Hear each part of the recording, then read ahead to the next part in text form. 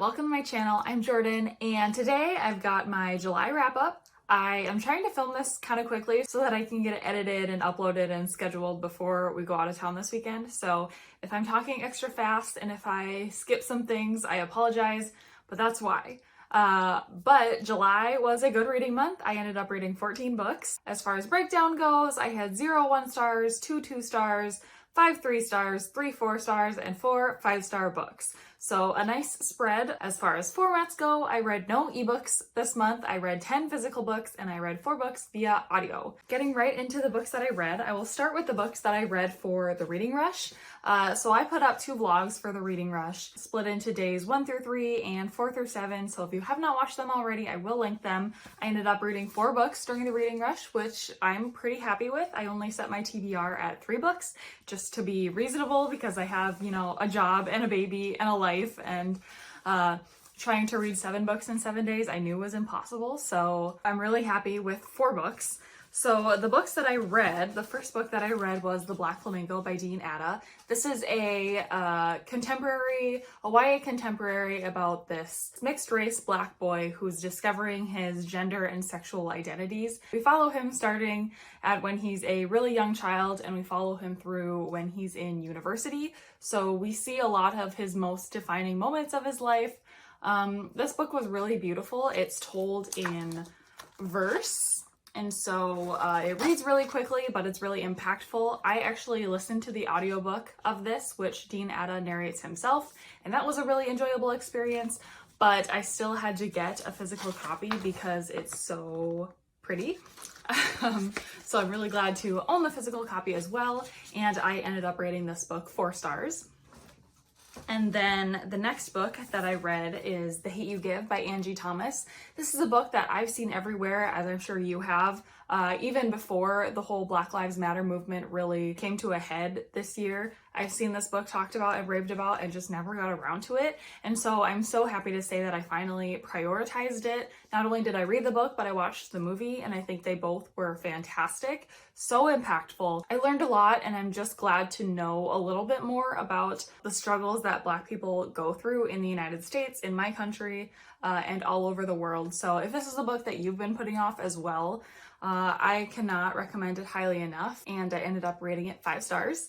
And then I also read You Should See Me in a Crown by Leah Johnson. This is a YA contemporary book about this girl in high school who is Black and queer, and she doesn't really fit in anywhere, but she has decided that she wants to run to try to become prom queen because the winner of prom queen gets a scholarship for college, and she's really worried about not being able to go to her college of choice if she doesn't get a financial scholarship. So this is a really lighthearted, fun book to read. I really enjoyed my reading experience. I mixed both reading this physically with reading it via audio, and that was enjoyable as well. I also buddy read this with my friend Sam from Sam Says, and this was a really fun book to talk about with him just because of how fun it is and how it brought up memories of, my own prom experience, as well as it obviously opened us both up to a new experience that we can't relate to. And so overall, another really good reading experience, and I rated it 4 stars. And then the last book that I read during the reading rush was 8 Perfect Murders by Peter Swanson, and this was a library book that I checked out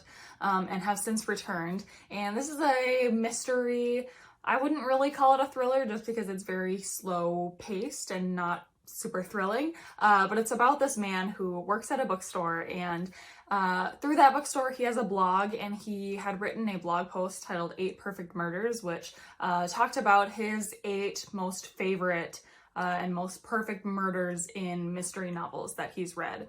And several years later, he's now being contacted by this detective because they have found a string of murders that seem to be replicating what he wrote on that list. And so they're 1, checking him out to make sure he's not a suspect, and 2, seeing if he has any additional information he can provide to help solve this case. This book was fine for me. I'm not a super big fan of classic mysteries. I think a lot of them are just long-winded and slow and not action-packed enough for me. And this kind of did the same thing. I think because it is discussing those classic mysteries, it takes on the same tone, which I know will really work for a lot of readers. So I don't want to say that it's a bad book. It's just not my type of mystery.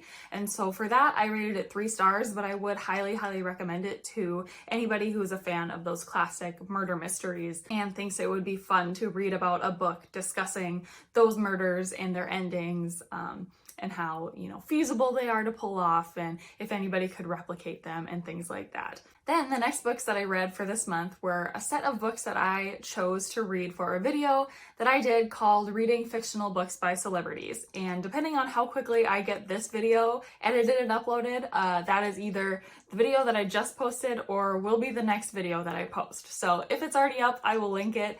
If not, get ready for that video coming up soon. But for this video, I read 6 books that were written by celebrities but are not memoirs. They're actually all fictional books. Some are fantasy, some are contemporary, and I had a lot of fun with that video. To not completely spoil that video, I'm just going to talk a little bit about who the books are by, what they're briefly about, and my rating. I'm not going to go in depth in my thoughts because I did make that whole reading vlog, so I will point you there for more in-depth reviews. So the first book that I read for that was LA Candy by Lauren Conrad. This is a contemporary book about 2 teenage girls who move to LA and end up getting discovered and put onto this reality TV show. And I ended up rating this 2 stars. It was a fun read, but it really wasn't good writing, and the ending just didn't give me quite enough. I also read Autumn Falls by Bella Thorne. This is a mostly contemporary but a little bit of magical realism book about this girl whose dad passes away and she's kind of struggling with that in high school. I won't say anymore, but I ended up rating that book 3 stars. Was pleasantly surprised by a book put out by Bella Thorne.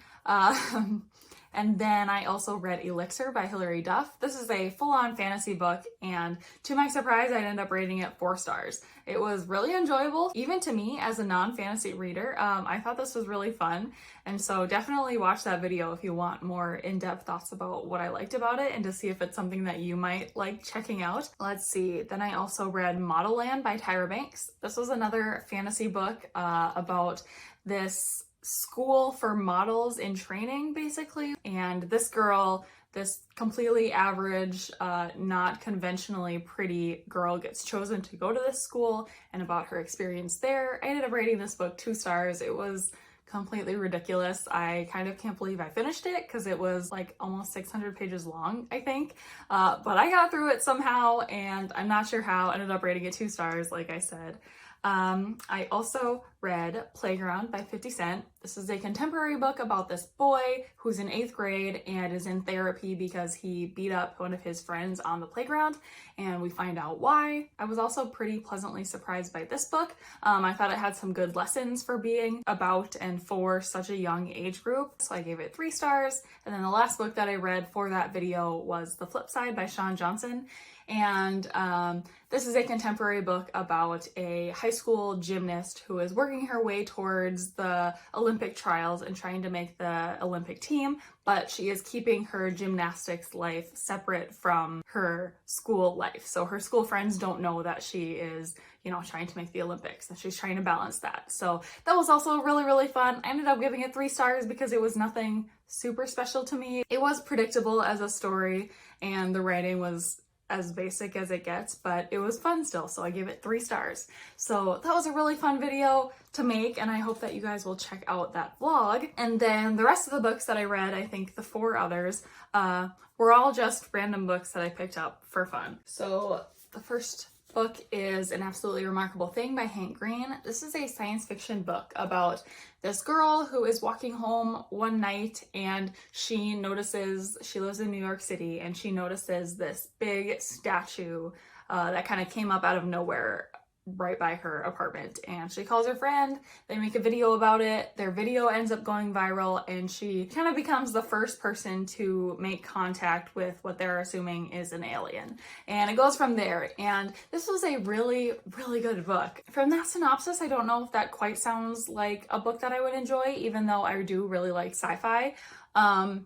but it was really well done. I liked the social media aspect of it, especially because Hank Green is a social media person, so it feels like it was authentic and well done in that regard. I am super excited to read the second book. There is a sequel that just came out recently. Also, what I will say is if that synopsis doesn't sound super interesting, just know that also it includes like puzzles that they're having to solve and kind of riddles and this game sequence thing, and that is something that I really love in books. And if you do too, then I definitely recommend this because that was a big part of the story and a really enjoyable part of the story. So I'm super happy to have read this, and I ended up giving it 5 stars and really highly recommend to people who if you like sci-fi, definitely you'll like this, but if you're not typically a sci-fi person, I think that this could be a good, toe in the water to the genre.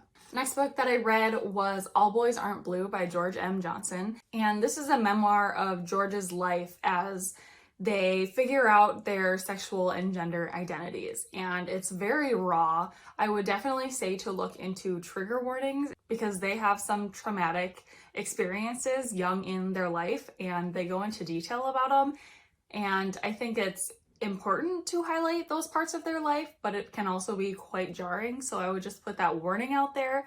But I really enjoyed the experience of reading this book, and I can only imagine that for someone else struggling with their gender or sexual identities, that this could be a total lifesaver of a book. And I mean that literally, because it's something that a lot of people can relate to. I think that the storytelling is really well done. I listened to it on audio, and George narrates the book themselves. They are also a Black queer person, so of course it talks about that intersectionality as well. It was just a really good, enlightening, powerful reading experience. So highly recommend this book if you have not yet picked it up. The cover is absolutely beautiful, but like I said, I listened to the audiobook and that was super enjoyable as well. Next book that I picked up is So You Want to Talk About Race by Ijeoma Oluo. And this is a nonfiction book, pretty much exactly like the title says. It's kind of a guide to talking about race, whether you are a person of color or you're not a person of color. It's all about how you should approach the subject, what you can do for your friends of color, what you should be doing now in the midst of the Black Lives Matter movement and trying to get police reform, and really the big fight against systemic racism, because it's bigger than any one racist individual. It's a racist system, and really kind of your starting point for how we can start to try to dismantle this system. It was a great reading experience. I also listened to this one on audio, but I'm glad to own it physically because I definitely plan on rereading it again in the future. Also, a fun fact is actually the company that I work at just recently had Ijeoma speak for an event, and it was obviously virtual, so anyone in the country or anyone in the world within the company could tune in, and she just had some really powerful insight. I think it's kind of impressive that a person like that can write such a powerful book like this and then still have more to say. And it was amazing hearing her answer people's specific questions, because a lot of people had pointed specific questions about what they can do in their lives or in specific situations, and she just had some really great feedback. And so I now love this woman as an author. I am so grateful to this book for teaching those of us who have been ignorant in the past, and it's not people of color's jobs to educate us, but I'm grateful that people like her are doing that. I'm listening, and I hope that other people are listening. And we have a lot of work to do, but thanks to this book, I feel empowered and know what I can do to do that work and to incite that change. So highly recommend, 5 stars if I didn't say it already. Definitely recommend picking this up if you're just starting to do your anti-racist work and you're wondering where a good starting point is. This definitely is that. And then the last book that I read in July, I just finished it last night, is My Dark Vanessa by Kate Elizabeth Russell. This is a hard-hitting contemporary book, adult contemporary. I was about to say YA, but it's not. It's definitely adult. Although this follows a 15-year-old girl through her experience at a boarding high school as one of her teachers grooms her and they start a relationship together. We follow this girl not only at 15 years old, but also 17 years later as she's in her 30s, and she's still dealing with the events that happened when she was 15. And this is so dark. I don't even know if I need to say that, but it's super dark and disturbing. And what I enjoyed about this book is that it did not romanticize this relationship, even though the girl, the main character, sort of romanticizes it in her mind. This book is very clearly showing the predatorial characteristics of this man, and showing how wrong the situation is without actually spelling it out. This is wrong. Just kind of showing you what has happened and what has happened as a result of it, and scaring you through showing. That being said, I've seen a lot of 5-star reviews for this, and people saying that if you can get past the subject matter, the story is really well told and well written, and that may be true, but I found myself just thinking how sad this is and not really being able to get past that. And I'm not someone with any kind of past trauma related to sexual abuse or anything related to that, and I still found it deeply disturbing and hard to get past. So I can only imagine that someone who does have a closer relationship to an abusive relationship like this, I can't see how they would be able to get through this book at all. I just found it super sad, like I said, and not only is the content sad, but the way of writing is very sad too. It's very slow and melancholy, and I don't know if ominous is quite the right word, but it's just dark, and it was kind of a hard book to plow through. It's almost 400 pages, and I've seen some critiques saying that that's maybe a little bit too long, and I think I might agree with that. I don't know, like I said, I finished this book just last night, and so I think I have some lingering feelings to work out about it. And the longer I am removed from this book, maybe the better I'll be able to form my coherent thoughts about it. But at this point in time, I'm giving it 3 stars. I would only recommend it, again, with a heavy content warning, because it is dark, like the title suggests and like the synopsis suggests. It's a tough read, and I'm still, I think, waiting for more people to review it and for more discussions to be had on it so I can kind of more solidly wrap up my thoughts. But on that weird note, that is it. That is all the books that I read in July. I think it was a fantastic reading month, not only with the number of books that I was able to get through, but there were a lot of 5 stars in there, and I'm excited to continue on with my anti-racist reading. I hope that you guys had a great July reading month and are looking forward to a really good August. Thank you so much for watching this video, and I will see you in my next one.